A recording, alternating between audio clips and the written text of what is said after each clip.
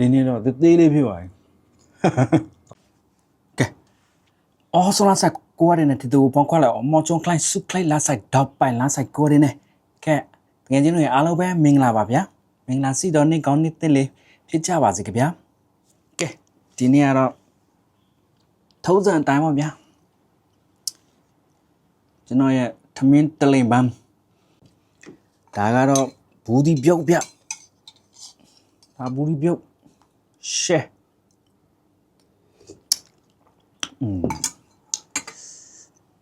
ငပိရတော့တခါတည်းထည့်ထားပြီးပါကြီးဒါကတော့ကျွန်တော်ရဲ့ special menu အရွက်စုံ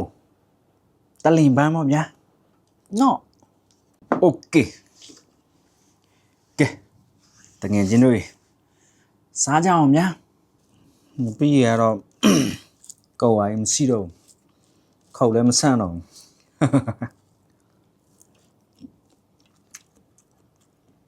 ဒါတော့ဘူးပြုတ်ပေါ့ဗျာ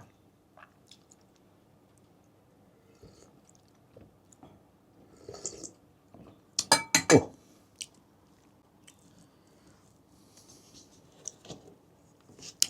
ကဲငယ်ချင်းတွေဟာကြီးဟာကျွေးလိုက်ပါပြီဗျာစားကျင်တဲ့လူတွေကျွေးလိုက်ပြီနော်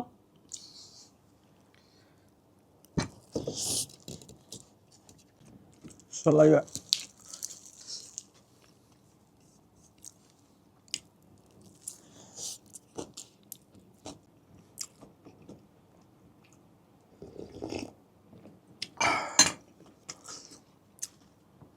ဒါတော့ကြောင်းစားသည်ချင်ပတ်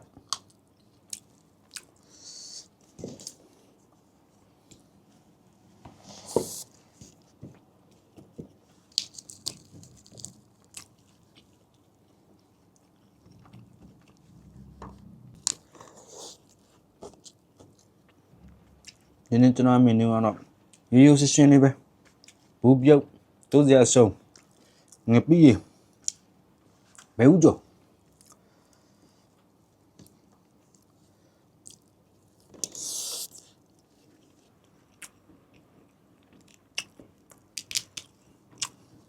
ပမာပါ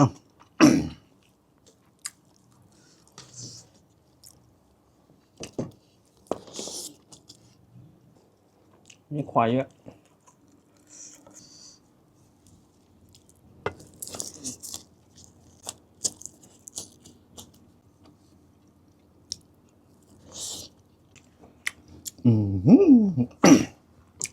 พี่น้อยมาเด้อกินข้าวเด้ออร่อย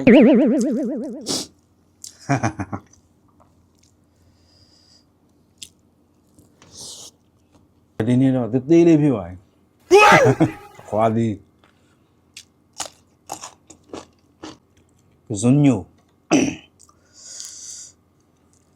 စေးပဲဝင်နော်